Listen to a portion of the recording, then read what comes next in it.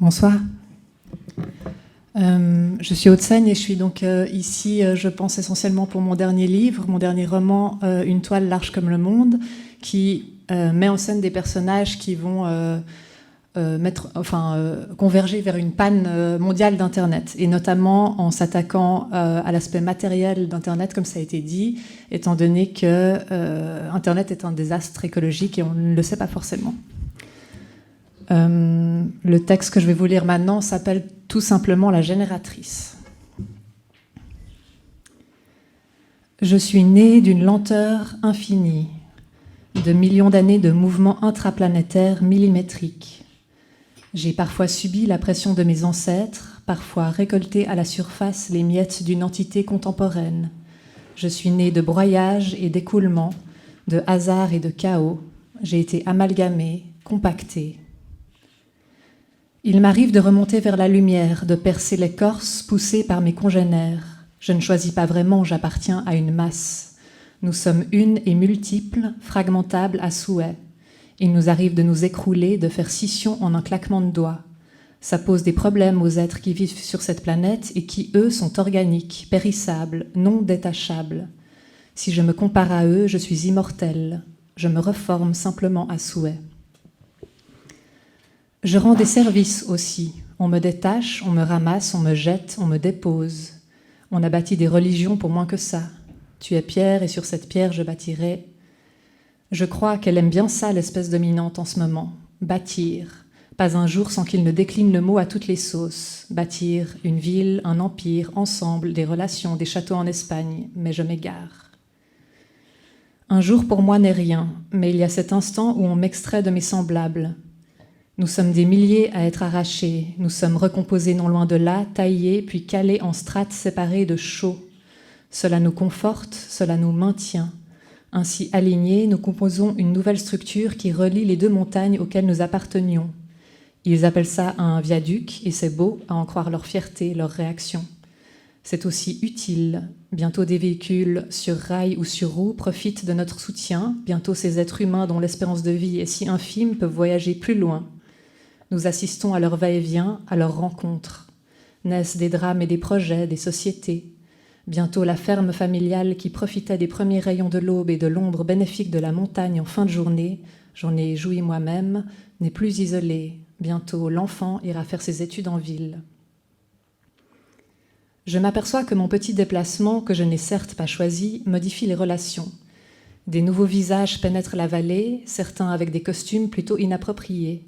Les humains que je connais depuis longtemps les appellent touristes et sont divisés à leur sujet. D'un côté, les touristes dorment à l'hôtel, mangent au restaurant et empruntent les trains, dépensant dans la région ce qu'ils nomment argent. D'un autre, les touristes marchent sur mon dos, sur les sentiers et les routes, usent peu à peu ce qu'ils nomment infrastructure. La grande masse à laquelle j'appartenais peut les renouveler, les fortifier, mais nous n'avons pas le même rythme. Au bout de quelques années, j'adopte leur division du temps, je ne peux pas m'empêcher de bouger, de m'effriter. Le vent et la pluie sont mes amants naturels, ils me façonnent avec tendresse ou violence. J'ai perdu un peu de moi-même, je me modifie, les humains me complètent ou me réparent, mais ils ne savent rien des lents processus nécessaires à ma maturation. Alors ils font comme ils peuvent, avec un cerveau qui est déjà un bel outil quand il est bien employé. Un peu de ciment par-ci, une taille par-là. Je vois apparaître des machines qui me découpent avec une précision nouvelle, des outils qui mesurent les angles et les courbes, la déclivité, la pression, la résistance. Je me découvre avec elles et me félicite de posséder toutes ces qualités, d'autant plus qu'ils ont besoin de moi, plus solides que jamais. Le trafic s'intensifie, on ouvre une deuxième voie, des véhicules à 2 étages. Sous mes pieds, le ruisseau est plus opaque et moins poissonneux. Les berges de la rivière perdent un peu de leur herbe tendre. Forcément, avec le bruit, si j'avais leur capacité de mobilité, j'irais ailleurs. Je vois aussi que le paysage change et que ces changements s'accélèrent à une vitesse affolante. Mais je suis mal placée pour parler de vitesse, j'ai des millions d'années, vous dis-je.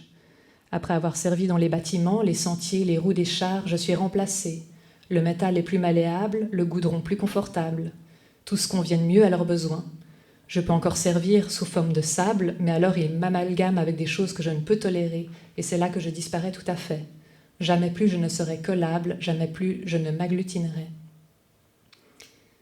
Avant d'en arriver là, j'assiste à l'installation de fils et de poteaux. Là au moins je suis soulagée, je ne possède pas cette légèreté et ne participerai donc pas au casting. Cela a néanmoins un impact sur moi, car bientôt les fils sont tellement nombreux qu'on me creuse pour les y cacher, épargner le paysage que l'on croit. Ça frémit, ça n'est pas désagréable. J'ai comme l'impression, depuis l'apparition des fils, que les humains se parlent davantage, qu'ils communiquent à des distances et des vitesses supérieures. Ils communiquent sur les changements, ils communiquent sur moi, sur ce que je vaux ou me mettre, combien je pèse, combien je reste. Est-ce que je suis encore intéressante ? Tout cela devient un peu vertigineux. Je retournerai bien à la montagne, mais pas à la carrière et surtout pas au sable. Je ne suis pas juge des comportements humains, mais je les observe depuis longtemps. Je ne partage pas leur finitude, aussi m'est-il difficile de dire comment je la vivrais. Je n'ai pas l'impression que le viaduc, les routes goudronnées, l'électricité puis Internet, la moissonneuse-batteuse électrique puis le smartphone aient tant changé les choses. Ils évoquent toujours leurs relations, le travail, la santé. Et cela me semble les préoccuper sur une échelle de grandeur qui serait plutôt de mon ressort que du leur. J'ai néanmoins peur qu'il n'ait plus besoin de moi.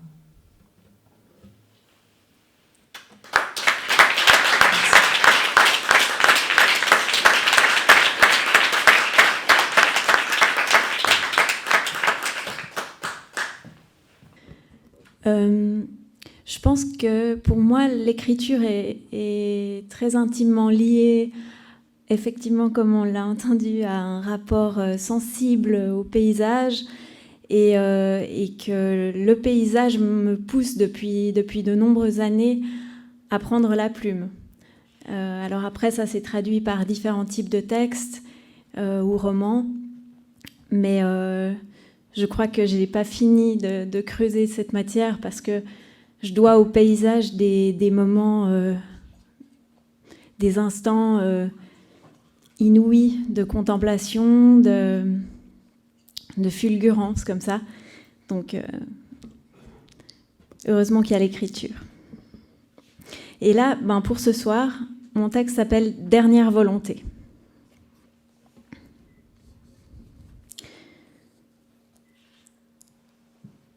J'entends monter leur voix. Il y a des femmes parmi les hommes. Le timbre clair d'une voix féminine que la rivière étouffe. Vite, je dois chercher meilleure cachette. J'ai la peau déchirée par les ronces. Il faudrait que je cours, mais depuis le temps que je boite. Les gens d'en bas disent que j'ai tout vu, que moi, Jacob, le vieillard à la gourde, j'ai espionné l'accumulation des âges comme on le ferait des cristaux dans la roche. Ils disent en bas que si on veut des conseils, c'est à moi qu'on devrait s'adresser. Mais je ne veux aucune visite, moi. Laissez-moi en paix. Ce n'est pas sorcier de laisser un vieillard en paix.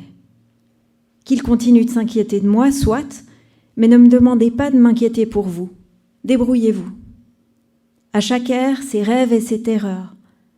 J'ai bien connu la guerre, j'ai connu un peu la faim et me suis mariée à une glaneuse de patates, diaphane et fripée comme la fleur du pavot. On s'est bien aimé. Elle reste maintenant dans la grotte, là. Il se touche la poitrine. Laissez-moi maintenant. Je n'ai que faire de vos soucis. C'est dans ma tanière que je suis le mieux. Un feu par jour avec mes brindilles. Laissez-moi donc, je bois ma soupe.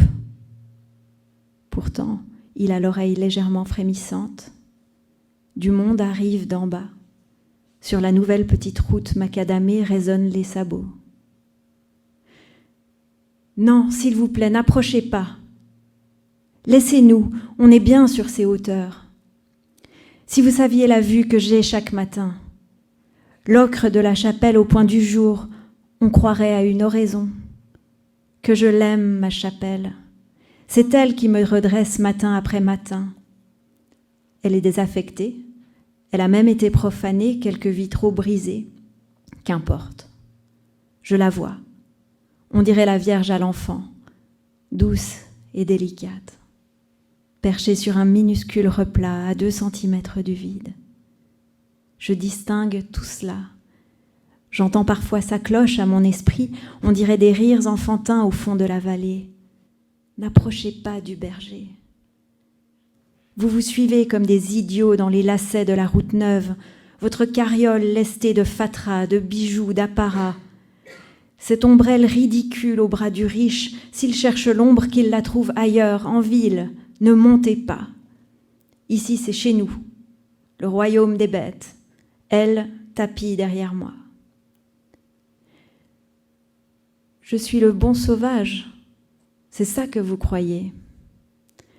Vous pensez rendre visite à une créature qui fera votre divertissement. Quelle vergogne! Soyez pleines de honte, mesdames, je vous crache au visage. Il baisse le ton, menton rentré. Et toi, haillon, tu les vois monter, approcher, gravir pieusement le macadam. Ils viennent peut-être expier leurs péchés. Ils viennent prendre conseil auprès de toi, vieux fou. Coince-toi mieux, comme ça. Enfonce tes jambes dans l'étroit boyau des bêtes. Tu seras mieux, ça tient chaud d'être enrobé par la terre sous les 12 couches d'épines. Il sombre dans une torpeur, ses yeux deviennent vitreux quand il se marmonne des choses à lui-même. C'est un trou pour mon corps, jusqu'à mi-ventre et mon abdomen presse contre l'embouchure du terrier. La ceinture de mon père, oui, c'est sa ceinture que je porte. Je l'ai tirée de son pantalon le jour où...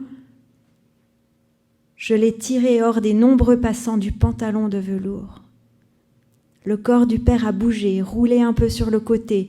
Je ne voulais pas le déshabiller, juste emporter sa ceinture et être sûre qu'elle n'irait nulle part, la ceinture.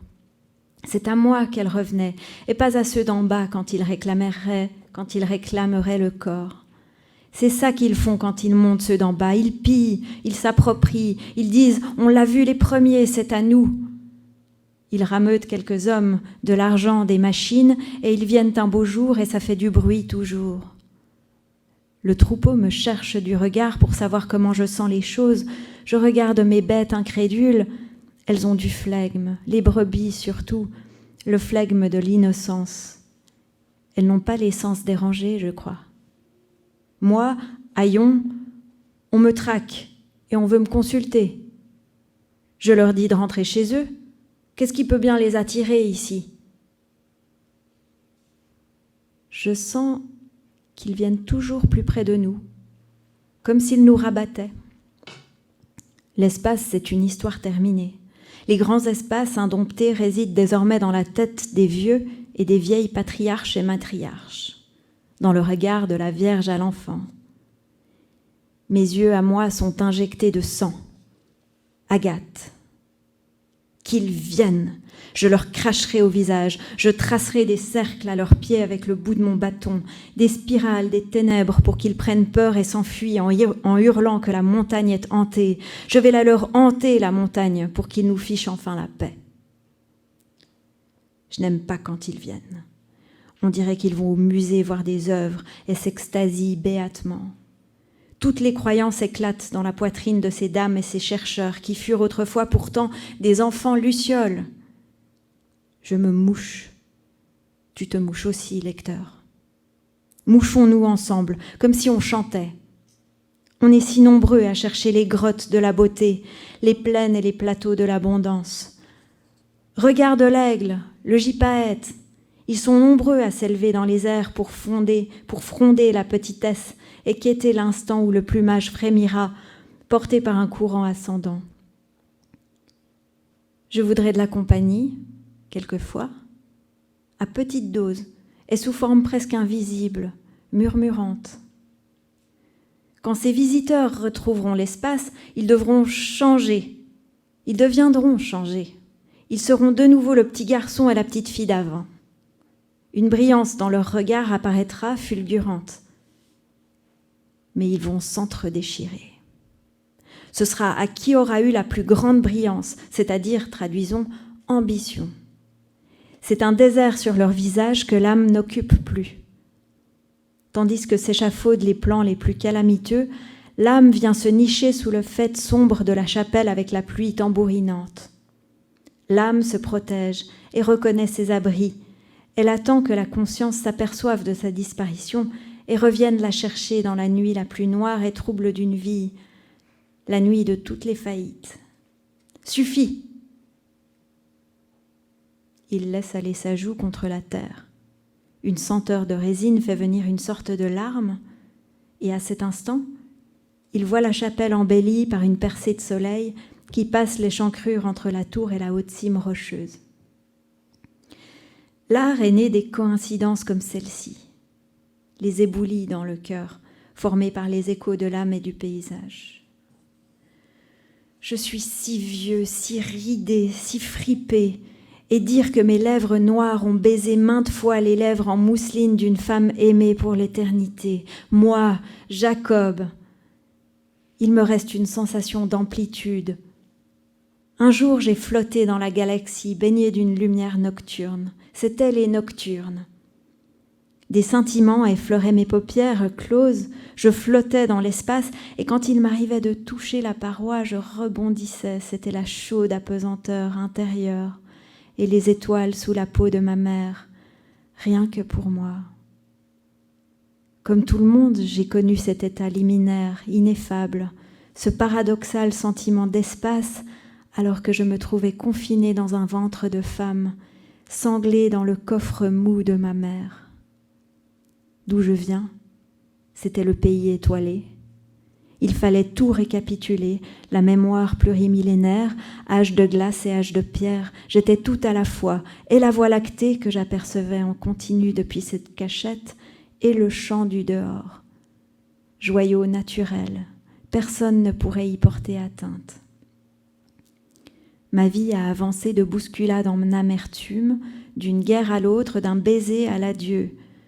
Je suis montée ici, franchissant des ressauts et un pierrier bien vertical, je suis venue avec des brebis.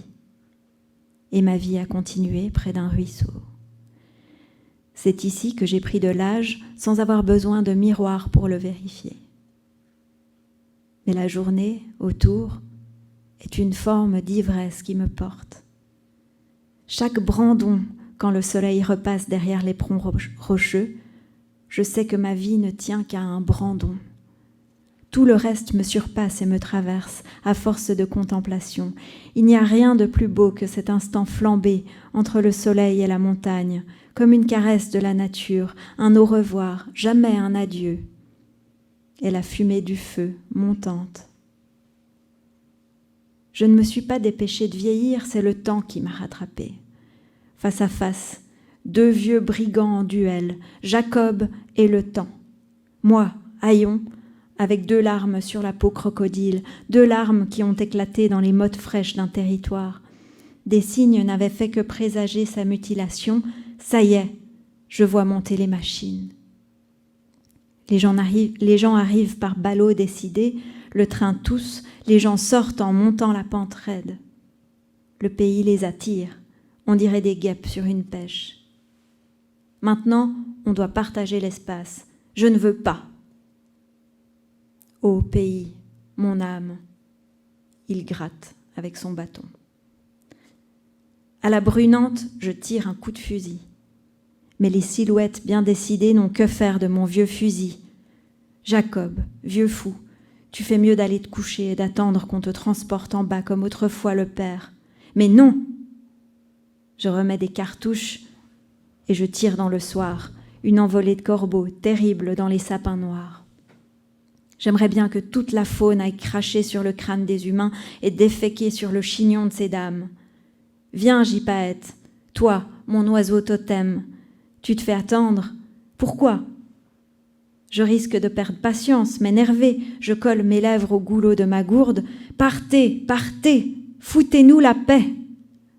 Redescendez en plaine, vous pousserez le râle incommensurable pour dire votre honte et votre remords d'avoir osé le refrain diabolique. Baie des bois, bois d'argent, argent propre, propre à nous, nous les riches, des boisons. On vous a entendu.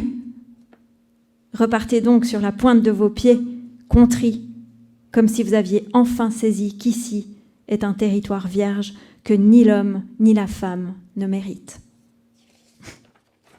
Merci.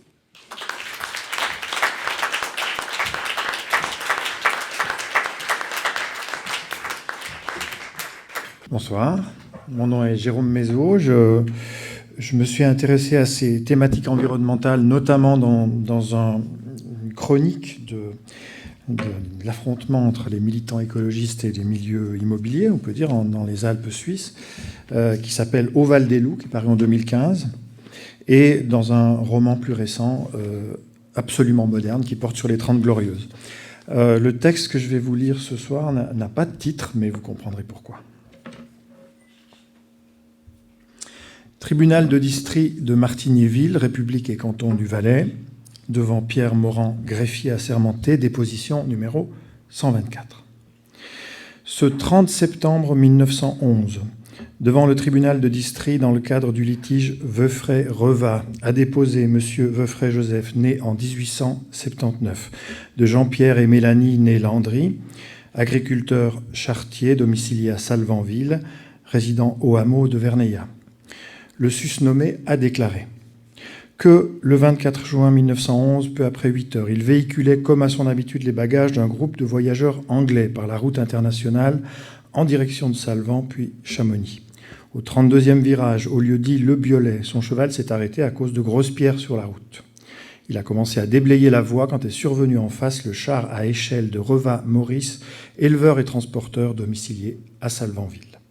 Que Reva Maurice, allant porter au Grand Hôtel de Verneillat plusieurs malles et des quartiers de viande, était pressé à cause de la chaleur, et que Reva a apostrophé rudement Veufray, lui intimant l'ordre de laisser libre passage à un homme au travail.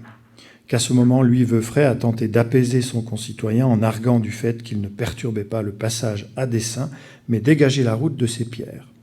Qu'en réponse, Reva, ayant tiré le frein de son char, s'est approché de Veufray, penché sur la route, et l'a prise à partie, verbalement d'abord, puis physiquement, allant jusqu'à lui asséner plusieurs coups au torse et au visage. Que lui-même, Veufray, le nez en sang, a cherché sans succès à rendre les coups, avant de se replier derrière son cheval, où Reva, criant des insultes, cherchait à l'atteindre encore. Que lui-même, Veufray, considérait cette rixe comme la suite d'une inimitié de longue date, causée par leur situation commune. Tous deux se connaissent pourtant depuis l'enfance, ayant même un lointain cousinage par leur grand-mère. Qu'en effet, depuis la mise en service du train à crémaillère Martigny-Chamonix en 1906, la condition des charretiers a changé du tout au tout. Dans cette région de montagne, le transport des biens et des personnes sur la route franco-suisse construite en 1864 constitue un revenu précieux, voire nécessaire pour les habitants des deux villages. Que le train à crémaillère, dont les ponts et tunnels ont pourtant été bâtis par les hommes de la vallée, a changé la donne en leur défaveur. Que les transports par la route ont été divisés par 3 et que tous les charretiers se retrouvent avec moins de tâches, voire en chômage. Que le Grand Hôtel, principal sollicitant et bénéficiaire des transports, joue sur les prix et pousse au travail à perte, déclarant aux charretiers que le train suffirait bientôt à tous les déplacements de biens et de personnes. Que lui-même, Veufray, de famille libérale radicale et laïque, a été favorable à ce train, contrairement à Reva, du clan catholique conservateur, qui voyait d'un mauvais œil tout ce qui venait de la plaine du Rhône. Que lui-même, Veufray, avait en effet suivi les messieurs de Genève, investisseurs des capitaux ferroviaires, quand ils ont assuré la population réunie en assemblée primaire du bénéfice consécutif à ce mode de transport, fruit de la mécanique moderne. Que les investisseurs leur avaient encore promis un développement rapide de la région, avec des emplois sur la ligne ferroviaire et de nombreuses constructions. Que les promoteurs du tourisme donneraient du travail à tous, à l'exemple du village de Finhaut, désormais doté de 6 grands hôtels, comparables à ceux de Zermatt. Qu'à l'inauguration du train, un professeur de Bâle, une poétesse française et un élu cantonal avaient visité la vallée au nom d'une Ligue pour la beauté, ou Heimatschutz, afin que le caractère pittoresque en soit préservé, un mot que lui, Veufray, s'était fait expliquer par la suite. Mais qu'après 5 années, les promesses du train n'ayant été en d'aucun profit pour les agriculteurs, lui, Veufray, comme Reva, voit chaque année leurs revenus baisser et travaillent désormais à perte, les coupes de bois, elles aussi, ne rapportant plus rien, depuis que celui-ci, grâce au rail, s'échange à vil prix. Qu'il n'arrive donc plus à trouver assez de tâches, de même que Reva Maurice, qui lui en veut personnellement d'avoir appuyé le projet des Genevois. Que Reva l'a plusieurs fois défié lors du vin suivant la grand-messe, se moquant des beaux discours des libéraux radicaux et des banquiers de Genève, sur les soi-disant beautés de la nature et le bon air des Alpes, phrases qui dissimulaient surtout leurs savants calculs. que leurs fameux touristes, dont ils portent les mâles avec force courbette, tout en passant à leurs yeux pour de gentils arriérés, disait Reva, à qui voulait l'entendre, ne voient dans la nature qu'un pur spectacle, pendant que d'autres se cassent le dos pour en vivre. Et depuis lors, que chaque occasion, dans les cafés ou sur la route, est devenue prétexte à querelle que lui, Veufray, a plusieurs fois tenté d'apaiser. Outre que depuis le lancement du train à Crémaillère, la population de Salvanville est divisée sur son avenir. Les conservateurs catholiques souhaitent se séparer du hameau de Vernaillat, pâturage situé en plaine, majoritairement peuplé de libéraux radicaux, où l'industrie et le rail amènent de nouveaux emplois. Quant aux libéraux radicaux, ils veulent y intégrer pleinement le hameau et sa population croissante, ayant pour elle divers projets modernes. Que la question délicate de la partition communale a fini par être portée devant le gouvernement cantonal, comme l'on sait, avant qu'une commission spéciale n'organise un vote populaire prévu pour l'année à venir 1912. Que l'approche de ce scrutin décisif laisse les hommes des deux clans sur les charbons ardents, la bagarre étant désormais fréquente dans les cafés du chef-lieu. Qu'enfin, lui-même, Veufray n'a aucun accroc à sa réputation, n'étant ni sournois ni bagarreur, ni jamais impliqué dans des affaires pénales. Qu'au contraire de bonne foi et apprécié de ses voisins, il n'a cessé de travailler de l'aube à la nuit, passant de ses cultures de vignes, de fraises et d'abricots à ses champs de pommes de terre et de maïs, gouvernant ses bêtes, conduisant le corbillard communal, effectuant encore ses transports pour le grand hôtel, à l'aube ou en soirée, au point que sa femme Ursule, née Pache, se plaint ouvertement à tout le voisinage d'avoir à attendre son homme à la nuit noire, au bas de la route des diligences, tendant l'oreille au pas du cheval qui ramène aveuglément son maître assoupi. Que lui-même, Veufray, s'est toujours dévoué pour les intérêts de la commune, acceptant les transports le samedi et même le dimanche, exceptionnellement avec l'autorisation du curé Brouchou, quand arrive de Londres un groupe de voyageurs riches et très pressés. Qu'il travaille tant que M. le curé Brouchou lui a assuré un jour d'un ton aigre, sachant que son paroissien répandait des idées laïques, qu'avec toute cette tâche, Dieu ne le trouverait au moins pas paresseux et qu'il avait peu de chances de mourir en épectase, expression que Veufray s'était fait expliquer par la suite. Qu'en conséquence de ces faits et informations, Veufray demande réparation du préjudice subi à son corps comme à sa tâche, s'estimant doublement victime d'une part du caractère violent de Reva Maurice, de l'autre d'une querelle politique outrepassant sa responsabilité, dans une époque inquiète où tout change très vite et comme sans plan visible. Je vous remercie.